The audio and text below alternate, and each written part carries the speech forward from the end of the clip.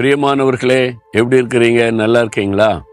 ஆண்டவர் இயேசு உங்க மேல ரொம்ப கரிசனை உள்ள தேவன்.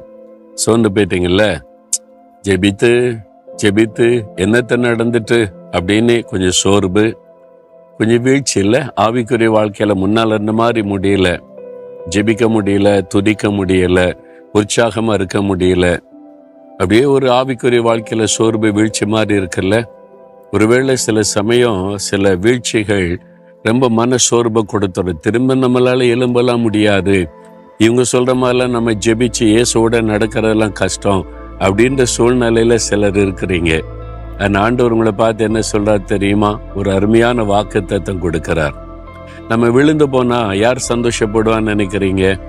மீகா 7:8 ஒரு பக்தன் சொல்றாரு, என் சத்துருவே நீ சந்தோஷப்படாத, நான் விழுந்தாலும் திரும்ப எழுந்திருப்பேன். ஆண்டவர் என்னை எழுந்திருக்க செய்வார். நான் இருளில் உட்கார்ந்தால் கர்த்தர் எனக்கு வெளிச்சமா இருப்பார். அதனால நீ ஒண்ணு சந்தோஷப்படாத, இது நிரந்தரமானது இல்லை, தற்காலிகமானதுதான் என்பதாய் சொல்லுகிறார். இதுதான் உங்களுடைய அனுபவமா இருக்கணும். நம்ம விழுந்து போனா யார் சந்தோஷப்படுவான்னு நினைக்கிறீங்க? சத்துரு. நமக்கு யாரு சத்துரு?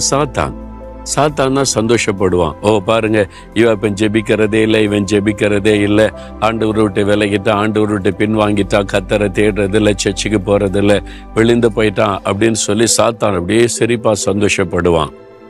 ஆனா உங்களுக்கு மனசாட்சியில் அப்படியே உறுத்தல் இருக்குது, ஐயோ நம்ம விழுந்துட்டோமே, நம்ம எழுந்திருக்க முடியுமா அப்படின்னு. ஆண்டவருடைய வாக்குத்தத்தம் தெரியுமா? நீங்க திரும்ப எழுந்திருப்பீங்க. நீதிமான் 7 தரம் எழுந்தாலே திரும்ப எழுந்திருப்பான். அப்ப நீங்க என்ன சொல்லணும்? சாத்தானே, என் சத்துருவே, நீ ஒண்ணு சந்தோஷப்படாத, நான் விழுந்தாலும் என்னை எழுந்திருக்க செய்கிற தேவன் இருக்கிறார். அவர் என்னை அப்படியே விட்டுற மாட்டார். விழுந்து போயிட்டல, அப்படியே போ அப்படின்னு விட மாட்டார். எழுந்திரு மகனே, எழுந்திரு மகளே, நீ திரும்ப எழுந்திருக்க பண்ணி என்னை நடத்துகிற தேவன். அதனால நீ சந்தோஷப்படாத. ஆண்டவர் என்னை திரும்ப எழுந்திருக்க செய்த நான் மறுபடியும் ஜெபிப்பேன், மறுபடியும் விசுவாசிப்பேன், மறுபடியும் நான் ஊழியம் செய்வேன், நான் மறுபடியும் எழுந்து ஆண்டவருக்காய் பிரகாசிப்பேன்.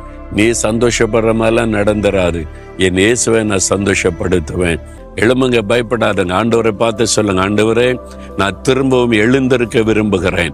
நான் சோர்ந்து போனது உண்மைதான், விழுந்து போனது உண்மைதான், நான் ஜெபிக்க தவறுனது உண்மைதான், மறுபடியும் எழுந்திருக்க விரும்புகிறேன்.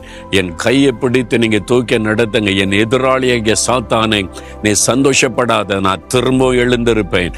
ஆண்டவர் என்னை மறுபடியும் எழுந்திருக்க செய்து பிரகாசிக்க செய்வார். இயேசுவின் நாமத்தில் உன்னை மேற்கொள்ளுகிறேன். ஆமேன், ஆமேன்.